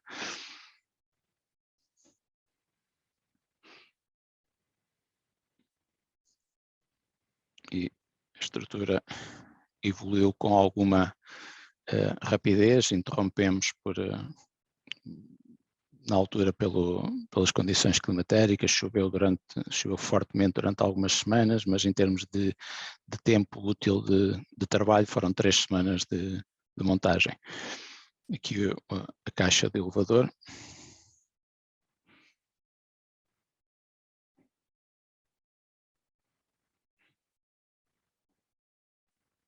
E, portanto, neste edifício, aqui agora novamente uma perspectiva do poço do elevador em madeira.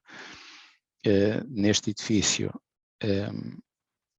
a solução em madeira justificou-se pelo preço, pela rapidez de execução, pelos menores constrangimentos em termos de estaleiro e também pelas beltês, porque para cumprir o programa, mantendo os pisos muito próximos da cota original, outras soluções estruturais, designadamente a estrutura metálica, que era aquela que estava inicialmente pensada, colocava muito mais constrangimentos em termos de pé direito livre. Portanto, esta solução mostrou-se muito mais esbelta. Portanto, não foi uma opção baseada na potência estética do material à vista. Portanto, a madeira não está visível em ponto nenhum do edifício, mas sim pela capacidade estrutural. Esta é a imagem do resto do chão, em que a solução estrutural desenvolvida possibilitou uma solução de open space sem qualquer elemento saliente. Está aqui o mesmo teto, ainda em fase de obra.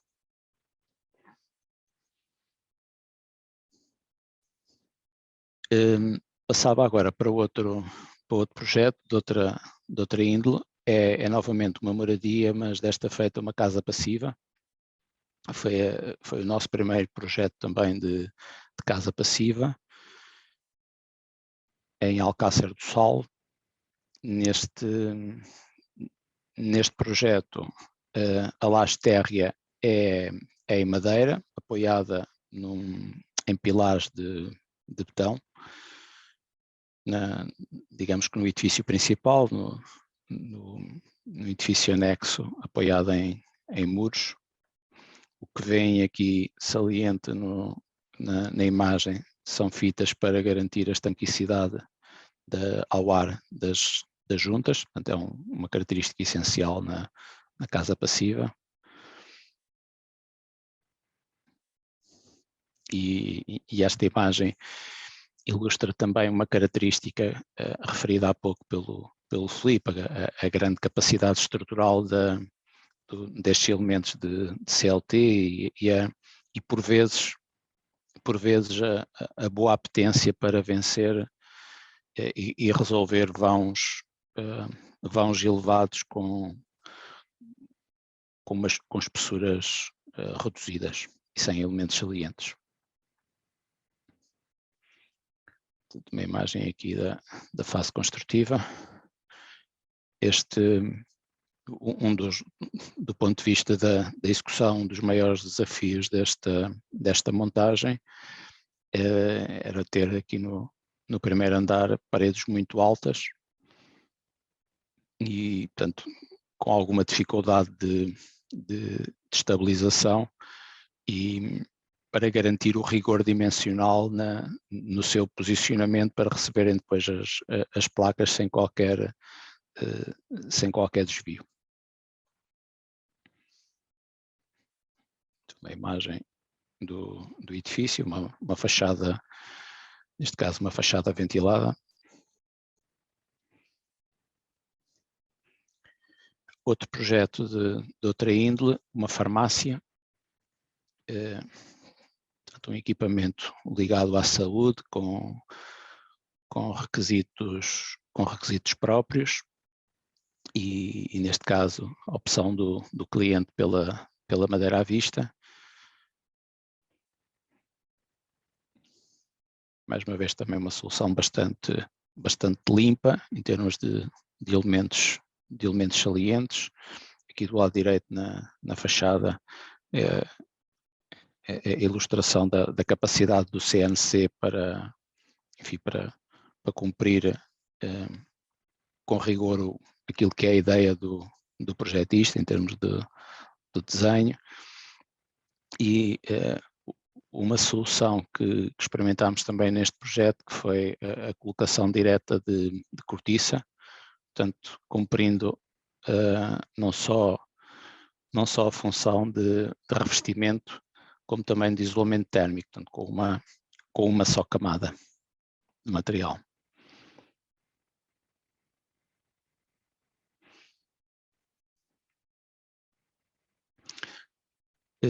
Por último, o projeto que trago aqui, nesta sequência, era aquele que talvez previsivelmente fosse a tipologia mais usual de edifícios em madeira, é um bar de praia, mas curiosamente é uma tipologia que só muito recentemente começámos a trabalhar mais e em que aparentemente há maior receptividade, talvez pelas circunstâncias do mercado, e, enfim, pela composição de preços de outras soluções. Parece-nos que agora sim há maior apetência para este tipo de edifícios em CLT. Portanto, aqui esta solução baseou-se também numa opção pela rapidez. Portanto, a decisão baseou-se numa opção pela rapidez, simplicidade, limpeza da obra, do estaleiro.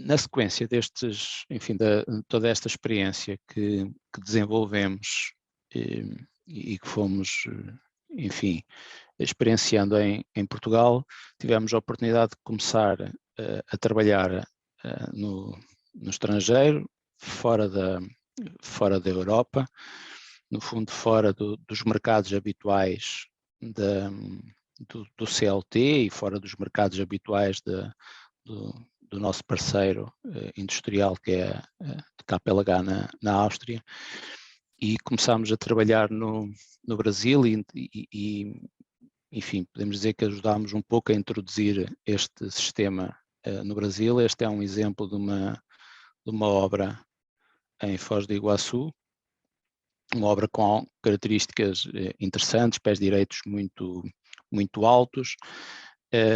O transporte marítimo traz desafios diferentes, porque há limitações, constrangimentos distintos do transporte rodoviário, em termos de dimensão das peças, e isso também impactou bastante na própria solução estrutural. Portanto, uma das características deste projeto foi, portanto, trabalhar com paredes a vencerem a altura, em determinadas zonas a vencerem a altura toda do edifício. E depois aqui uma imagem que ilustra também a oportunidade e a necessidade, eu diria também, de, em fase de projeto, integrar desde logo todos os outros sistemas técnicos dos edifícios, verificando aqui não só constrangimentos, como foi o caso neste projeto, mas também eventualmente integrando já todos os cortes no próprio fabrico.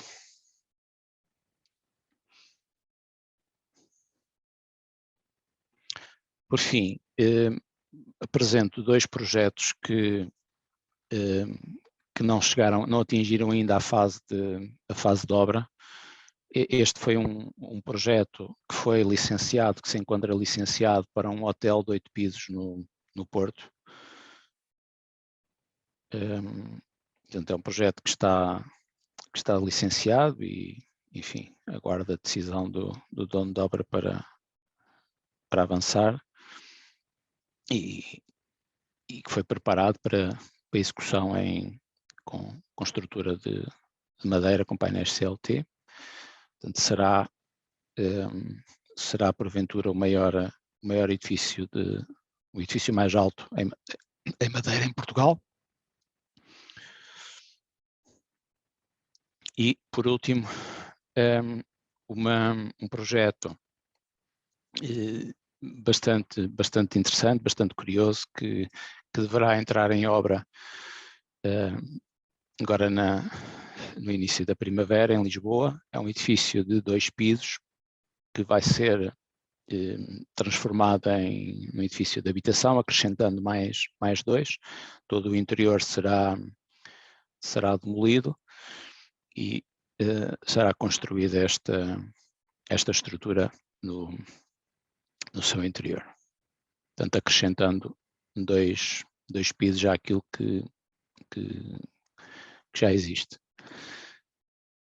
Portanto, dou por concluída a minha apresentação e fico ao dispor para qualquer curiosidade, alguma questão que queiram colocar.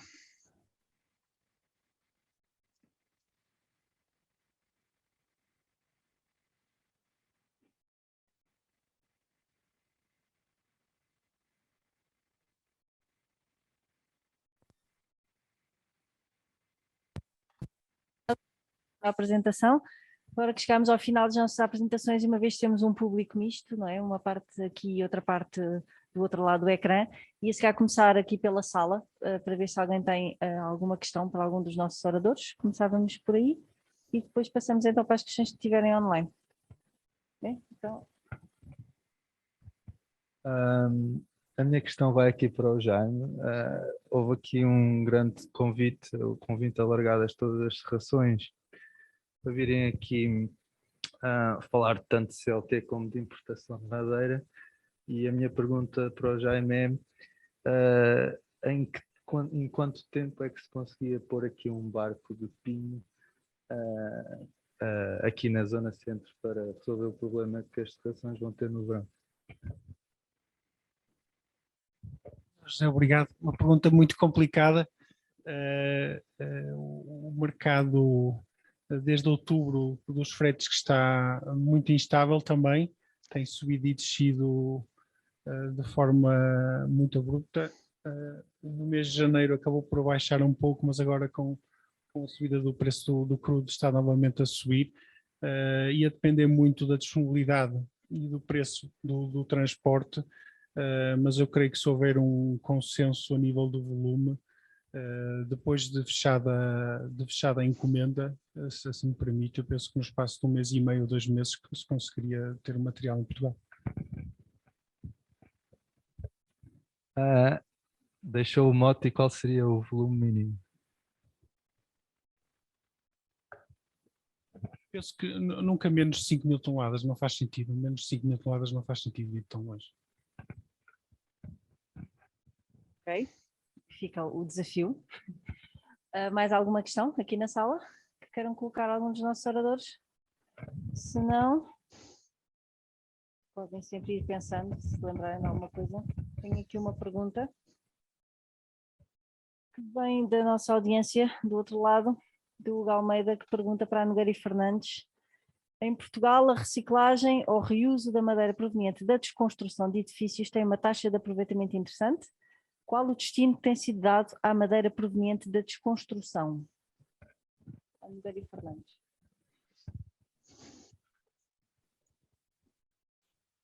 Boa tarde, uma vez mais.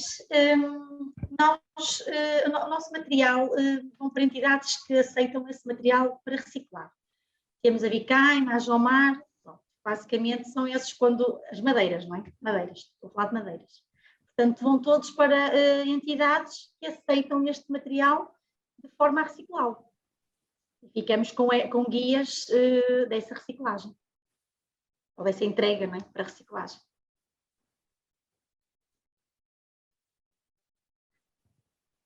Não sei se, espero que a pergunta tenha dado satisfação a quem perguntou, se não diz mais nada, pressuponho que sim. Não sei se mais alguém tem alguma questão, também que queiram agora pôr, podem pôr, se quiserem pôr em viva voz do outro lado. Olha, o José tem outra pergunta aqui na sala, então vou passar. Esta pergunta é mais para, se calhar, a TISAM ou a Nogueira Fernandes. E a pergunta é, as serrações neste momento têm os seus equipamentos, etc., para serrar a madeira da maneira que têm feito há muitos anos. A minha pergunta é, qual as características que tem de ter, dimensionais neste caso, tem que ter a madeira para vocês a comprarem para fabricar CLT? Ou seja, eu tenho que conseguir produzir tábuas com 3 centímetros de espessura, mais ou menos quê?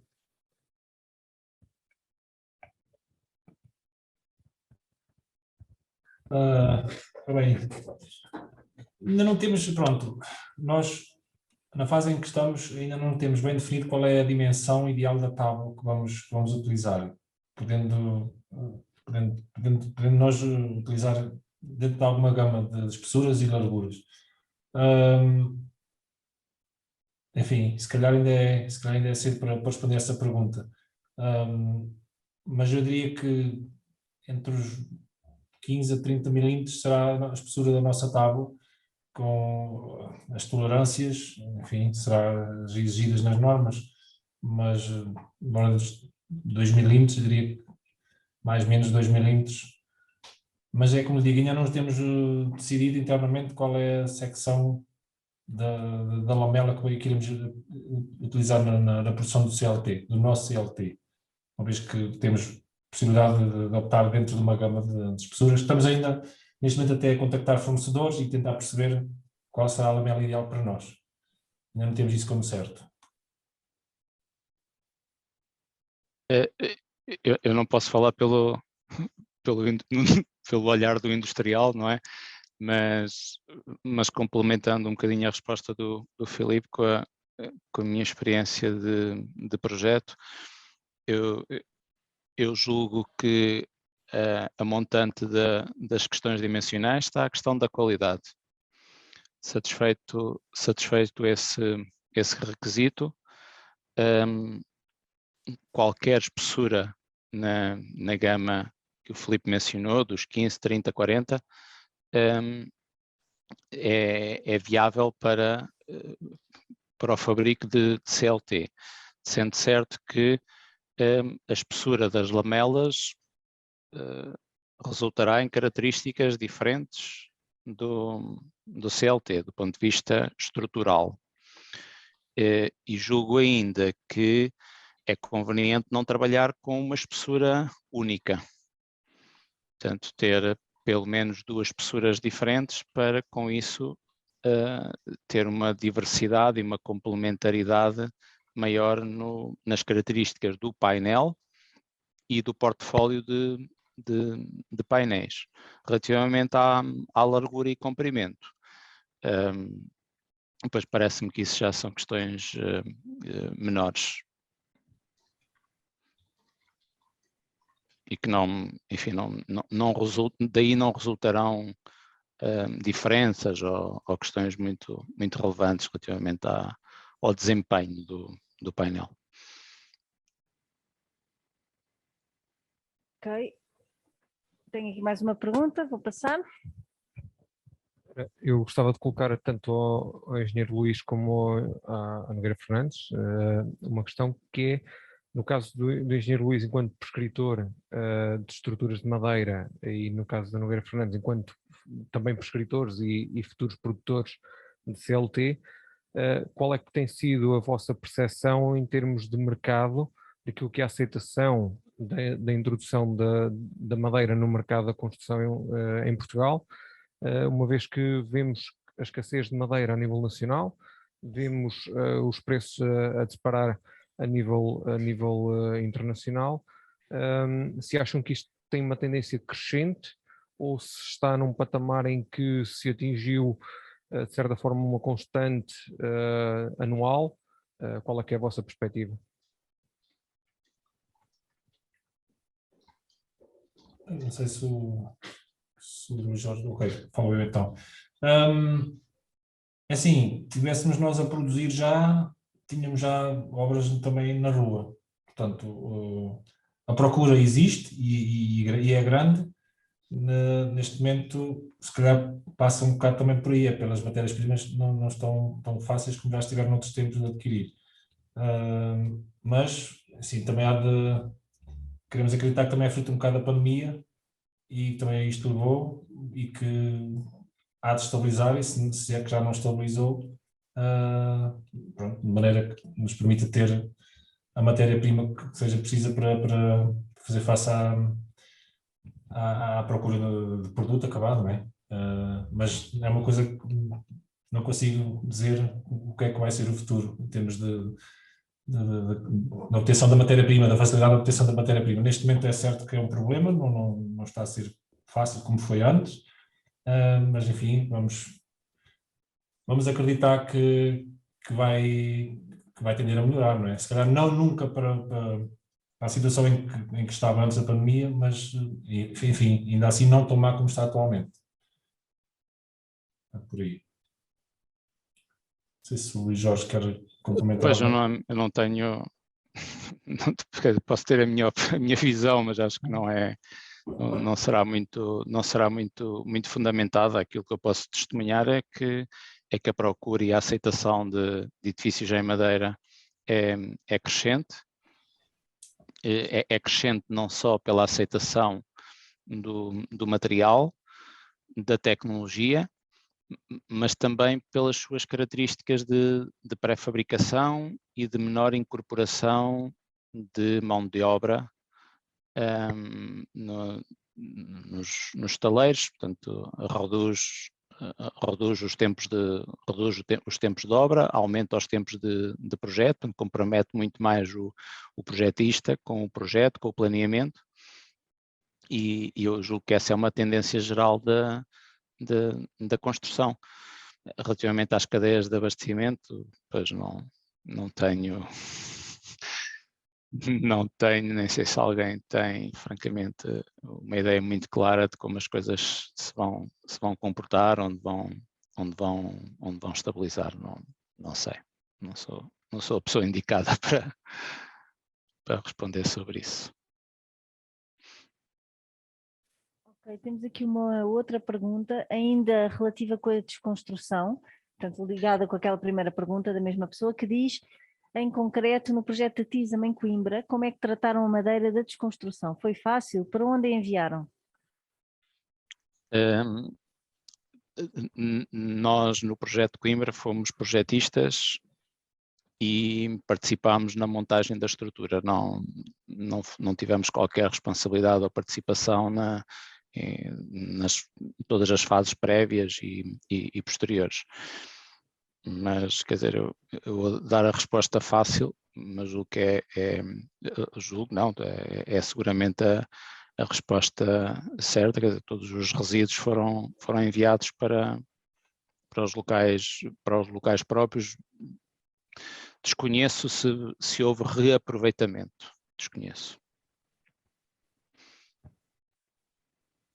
Ok, uma outra pergunta para o Filipe Rodrigues, que diz, a matéria-prima para o vosso CLT será importada? E é possível utilizar madeira de pinho? Bem, enfim, numa primeira fase será certamente importada. Claro que ainda acreditamos que vamos conseguir, e temos todos um pouco lutar por isso, em ter matéria-prima nacional, porque temos cá, matéria-prima já temos cá, na verdade, porque o pinho pode ser incorporado na produção do CLT e até do lado colado. A questão é que é-nos fácil chegar a um fornecedor estrangeiro e pedir especificamente o que precisamos, secções, umidade, classificação, e ela é-nos entregue com aqueles requisitos todos, já com tudo oleado. Em Portugal não, em Portugal ainda temos um caminho a percorrer na gestão da floresta, que permite de uma forma global ter tudo encadeado, as serrações, pronto, para ir a modo de secagem da madeira, de classificação mecânica da madeira, de maneira que seja tão fácil daquilo cá no nosso mercado como vinda de quem já faz isso há muito tempo no estrangeiro. Mas a ideia, a certeza é que no imediato bem de fora, terá que ser importada a matéria-prima, mas vamos agora tentar dar os passos para que, e nisso também já tivemos algum envolvimento do CERC, e se calhar vamos voltar a contactos para ver de que forma é que isso poderá vir a acontecer. Utilizar madeira nacional devidamente classificada e seca, preparada para a introdução na produção. Não sei se respondi à pergunta, mas enfim, creio que sim. Ok, mais alguém aqui da sala quer fazer alguma pergunta? Ok, vou passar. Novamente para o Jaime, para isto não ficar aqui numa conversa, e acho que era importante dar seguimento a este assunto, e estamos aqui para tentar resolver os problemas das serrações e da indústria. Qual seria a melhor maneira das serrações, que eu acredito quanto maior fosse a encomenda, mais barato poderia ser, ou mais competitivo, ou como é que queiram chamar. Qual seria a melhor abordagem para as serrações contactarem a BSL de uma forma de consórcio, de uma forma de importação em grupo? Porque é difícil pôr na mesma mesa competidores, mas neste caso eu acho que seria interessante estarem todos a remar para o mesmo lado. Eu penso aqui que o SEC também poderia ter uma palavra no assunto, a nível de aglomerar potenciais clientes. Agora podem sempre contactar a BSL. Posso deixar ficar um cartão, eu tenho no site os nossos contactos. Podemos começar a trabalhar nesse sentido e depois falar todos em conjunto se surgir a oportunidade. Eu tenho outra questão, e agora para a TISAM. A que preço, se nos pode dizer, mais ou menos, uma gama de valores, é que compra o CLT a metro cúbico?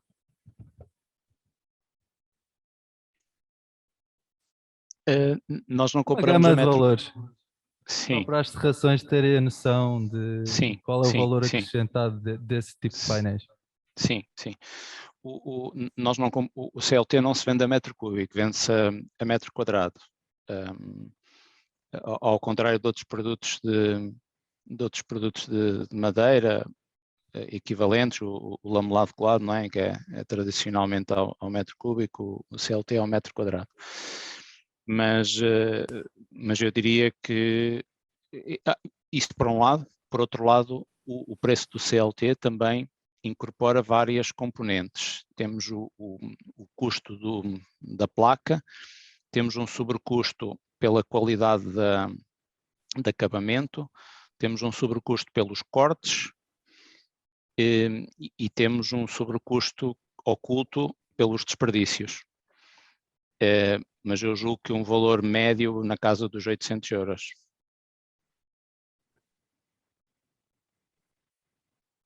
Quadrado. Metro cúbico. Eu estou a fazer uma equivalência.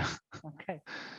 estou a fazer uma equivalência. Quando eu referenciei o metro quadrado para dizer que há uma dispersão grande em termos de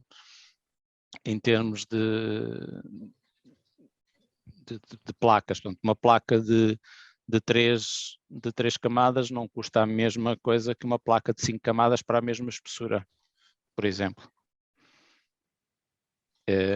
Mas, portanto, um valor composto médio, eu diria que rondará os 800 euros, mas o mercado está muito instável e, portanto, este é um valor que as cotações têm que ser ao dia. Não hoje, mas já vivemos no verão passado, em que a cotação era mesmo ao dia. Hoje não, há maior estabilidade, mas rondará isso. Obrigada. Mais alguma questão aqui da sala? Ou lá do outro lado? Bom, então cabe-me a mim só dar uma nota final. Eu espero que esta sessão tenha sido proveitosa. O nosso objetivo aqui foi, que é a nossa missão neste centro, é fazer uma interface que faz aqui uma ligação entre os vários players da área. Trouxemos aqui alguém que pode ser um bom aliado para a importação de madeira, que é um problema e nós sabemos todos que é um problema. Trouxemos aqui quem vai utilizar a madeira num produto de alto valor acrescentado com produção nacional, trouxemos quem está já a fazer projeto com ela, trouxemos as pessoas que sabem de certificação e de qualidade da madeira e de contornar uma série de problemas que estão ligados à aplicação de madeira em construção e, portanto, com isto tudo esperemos ter contribuído de alguma forma para que saiam daqui com alguns novos contactos, com algum novo conhecimento e com alguma esperança que as coisas melhoram e que o futuro é para a frente. Portanto, cabe-nos agradecer a vossa presença aqui e do outro lado também e dou por encerrada a nossa sessão. Muito obrigada. Obrigado.